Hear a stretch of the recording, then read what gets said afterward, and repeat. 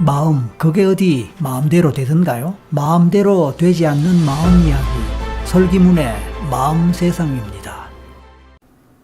이제 6번째 이야기를 시작합니다. 안녕하세요, 설기문입니다.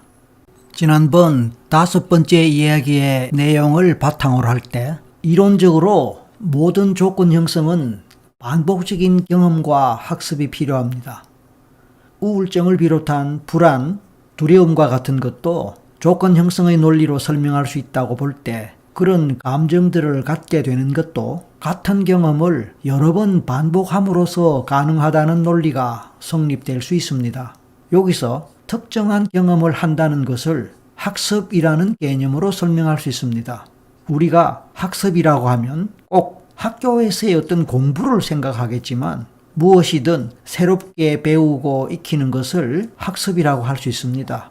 그래서 오늘날 우리 사회에서 평생학습 시대라고 말할 때는 학교 졸업한 이후에 나이를 먹었어도 무엇이든지 새롭게 배우고 익힐 것이 있다라는 것을 전제로 하는 것이죠. 모르는 것을 새롭게 배우고 익혀서 알고 자기의 것을 만드는 것을 모두 학습이라고 할 수 있는데, 일반적으로 학교에서의 학습은 주로 인지적인 것이라고 할 수 있습니다. 수학 공식, 영어 단어 또는 역사나 사회 과목의 어떤 내용, 과학 과목의 정보 등은 모두 인지적 차원의 학습이라고 할 수 있을 것입니다. 모든 학업을 마친 성인으로서의 여러분들이 유튜브나 SNS 또는 온라인 과정에서 새로운 정보를 얻고 새로운 지식을 쌓는다면 그것 또한 인지적 학습에 해당할 것입니다. 그런데 학교에서의 음악 시간에 또는 사회교육기관에서의 노래교실 이런 데서 새로운 노래를 배우고 부를 수 있게 되는 것,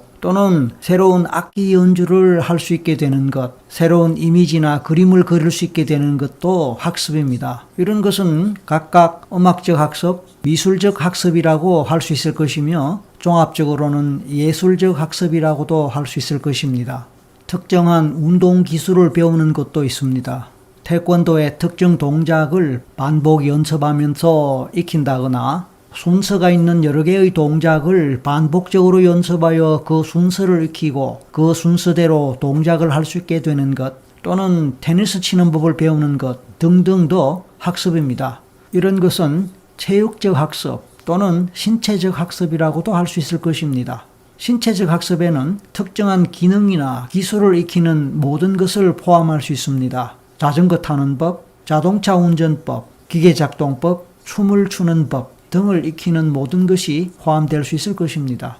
그런데 이렇게 새롭게 배우고 익히는 것에는 그 외에 감정과 관련되는 것도 있습니다. 그것이 지난번에도 이미 소개했던 야생 코끼리가 일정한 반경 이상으로 벗어나는 것, 또는 도망치는 것에 대한 두려움 또는 공포 감정을 경험하기를 배우고 무기력을 배우고 학습하는 것과도 관련됩니다. 자라보고 놀라면서 새롭게 소뚜껑에 대한 두려움을 배우는 것도 해당이 됩니다. 평소에는 두려움 없이 밤길을 잘 걸어 다녔는데 어느 날 밤에 강도에게 놀란 이후로는 밤길을 두려워하게 되고, 강아지에게 물린 경험을 한 후부터는 강아지나 개에 대해 무서워하게 되고, 그래서 공원에를 잘 가지 못하게 된다면 각각 밤길 공포와 강아지 공포를 학습하게 되었다고 할 수 있습니다. 마찬가지로 어떤 발표에서 잘못하거나 실수해서 친구들에게 놀림을 받은 후로는 발표 공포 또는 대인 불안을 학습하게 되었다고도 할 수 있습니다. 이 모든 것이 조건 형성이라는 논리로 설명 가능할 것입니다.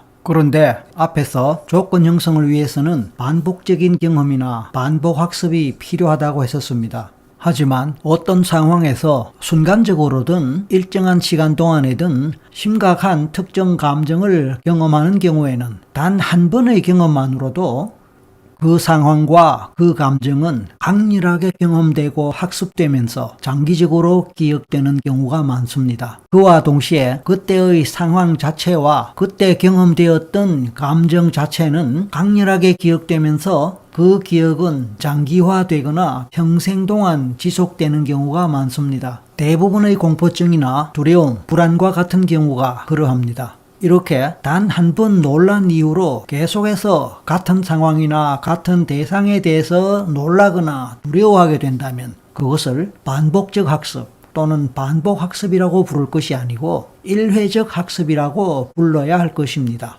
일회적 학습의 경우에 그것은 비록 반복학습의 경우와는 달리 단 한 번의 경험이지만 그 기억은 일순간 잠재의식에 강력하게 저장된다는 사실을 이해할 필요가 있습니다. 일반적으로는 특히 강렬한 감정 경험의 경우에는 잠재의식에서 더욱 강하게 각인되고 더 오래 기억되기 쉽습니다. 그래서 특히 전쟁이나 기타 생명과 관련된 위험한 사고 경험을 단 한 번이라도 겪게 되면 그 후유증으로 PTSD와 같은 고통으로 시달리게 됩니다. 그것은 공황장애의 경우도 마찬가지입니다. 많은 사람들로 붐비는 백화점 같은 곳에서 화재 사고가 나서 겨우 살아난 경험을 했다면 그 단 한 번의 경험만으로도 공황장애를 겪을 수 있습니다. 그런데 이 모든 것을 주관하는 것은 의식이 아니기 때문에 의식적 차원에서 그런 경험과 감정이 기억되고 노출되는 것은 아닙니다.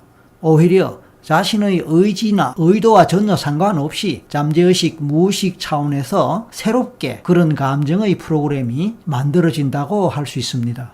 바로 그런 이유로 인해서 특별히 PTSD나 공황장애와 같은 그런 감정의 문제가 일반적으로는 해결이 쉽지 않고 치료가 어려운 것입니다. 그래서 효과적인 해결과 치료를 위해서는 그 잠재의식을 제대로 다루는 것이 좋을 것입니다. 물론 이 경우에 여러분들은 최면을 생각하기 쉽겠지만 반드시 최면이 아니더라도 NLP의 원리와 기법도 아주 효과적입니다. 그 외에도 최근에 많이 알려지게 된 EMDR이라는 방법도 도움되고 그보다 더 쉽고 간단한 방법으로는 EFT나 제가 개발한 잼잼 기법과 같은 것도 효과적으로 활용될 수 있습니다. 이런 내용들에 대해서는 별도의 이야기를 통해서 상세하게 설명할 수 있겠지만 여러분들은 유튜브 등에서 관련된 영상들을 찾아보고 도움받을 수도 있을 것이니 활용하시기 바랍니다. 앞에서 저는 놀람, 두려움, 불안, 공포 경험 때문에 불안증이나 공포증, 공황장애, PTSD와 같은 문제 때문에 고통받을 수 있다고 말씀드렸습니다. 또한 삶의 과정에서 연속적인 실패나 좌절 경험 때문에 무기력증이 생기고 심지어 학습된 무기력 때문에 우울증과 같은 문제 때문에 고통받을 수도 있다고 말씀드렸습니다. 그런데 여기서 한 가지 의문을 가질 수 있습니다. 사람들 중에는 우리가 살아가다 보면 더 심한 놀람이나 공포, 실패나 좌절 경험을 하지만 그럼에도 불구하고 공포증이나 우울증에 걸리지 않는 사람들도 있다는 사실을 어떻게 설명해야 할까요? 그리고 같은 문제에 빠지더라도 쉽게 또는 빨리 그것에서 벗어나고 회복되는 사람들도 많은데 왜 어떤 사람들은 유난히 그 고통에 오래 머물고 쉽게 빠져나오지 못하고 심지어는 평생 동안 고통을 받을까요? 이런 질문들에 대해서 만족스러운 답을 얻기 위해서는 여러 가지로 생각하고 또 분석해 봐야 할 필요가 있을 것입니다.